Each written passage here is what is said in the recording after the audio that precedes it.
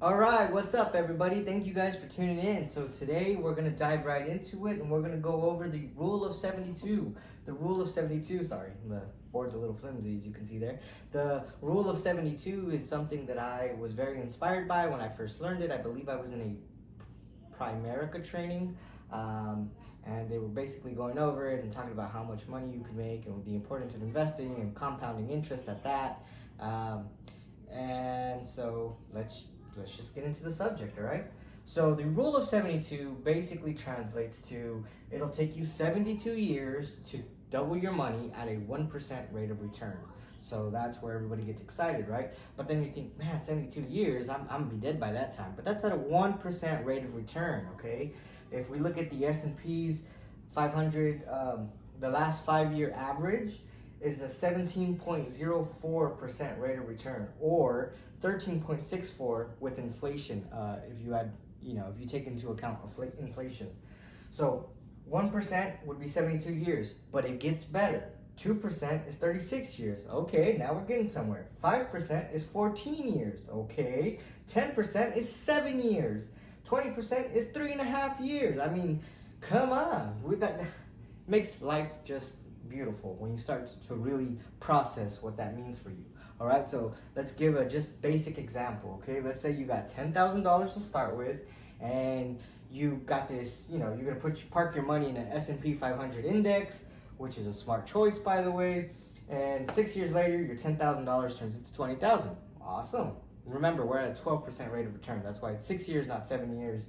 Don't get confused. All right, so 12% rate of return, 6 years, get you $20,000 off your first $10,000, all right? In 12 years, that same $10,000 is now $40,000, all right? In 18 years, that $10,000 is now $80,000. And now we're starting to really pick up steam, okay? With that same $10,000 in 24 years, you get $160,000. Now that's pretty exciting to some of us. For others, we get excited at the 40-year mark, right? So the typical person will start work at 18, they won't retire till they're 65.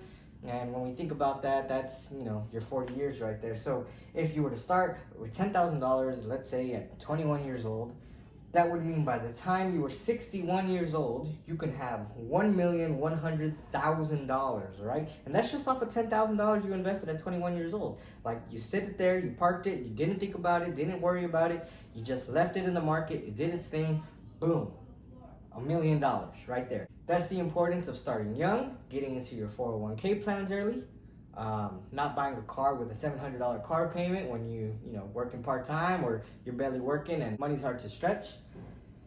Maybe as you work your first couple of jobs, really saving in, living below your means, because those $10,000 at a very young age of 21 could lead you to $1,100,000 when you're 60 and ready to retire. But remember, this is just $10,000. So if you can find a way to do another 10,000 a year later, and another 10,000 a year after that, and another 10,000 a year after that, and another 10,000 a year after that, now these millions are just stacking up. And obviously, there's always risk involved when we're investing money. So that's the rule of 72. Make use of it, please. Remember, just if you wanted to calculate it on your own, time is equal to 72 over your rate of return. So play with that, figure it out, and it could be a lot of fun when you use it correctly. Alrighty, so running along with the theme of the rule of 72, we're going to get into compounding interest and how very important it is to understand it, to live it, to really be that, okay? So compounding interest, the importance, we're going to give a story here, all right? I got a girl, Kaylani, a boy, Caden, all right? Brother and sister, they start investing, okay? Kaylani gets wise and she says, you know what? I'm 20 years old. It's about time I use my first paycheck and I'm going to start investing $300 a month, for the next 20 years. And Kaden goes, oh, I got time. Don't worry about it. So Kaylani goes ahead. She starts investing at 20 years old, $300 a month, which if you do the math, is $4,000 a year. She parks her money in an S&P 500 index. She makes a 10% rate of return, which is pretty good. She does it, all tax efficiently, so she gets to keep her money at the end of the day. Caden does the same thing. only he waits till he's 40 years old to start, okay? Caden says, hey, look, Kehlani, you did it from 20 to 40. I'm going to do it from 40 to 65. I'm going to beat you. I'm going to have 5 more years on you. So he does the same, $300 a month, $4,000 a year, 10% rate of return. So Caden goes, hey, you know what? I did 5 years more than you, so I'm investing more than you, okay? Kehlani, you did 20 years, so total amount in, all in, your money, $80,000, all right? Me, total amount, I'm $100,000 in, okay? They both reach the age of 65 and they say, all right, let's play a game. Big bang takes little bang. So they say, okay, let's play. So they say, on the count of 3, we're going to open our investment accounts and we're going to see who has more money. And the one with more money wins. If you guys think that Caden's going to win, go ahead and comment below. Say, Caden, winner, $100,000.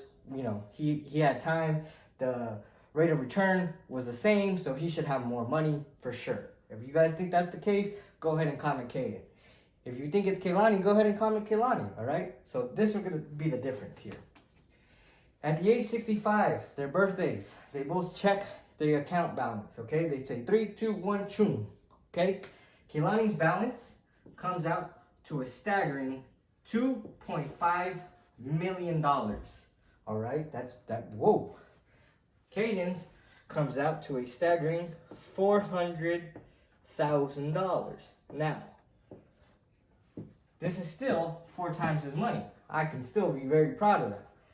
But $2.5 million to $400,000, that's a difference of $2.1 million, okay? For some people, that's a very frugal lifestyle. You can live a life without having to worry about nothing.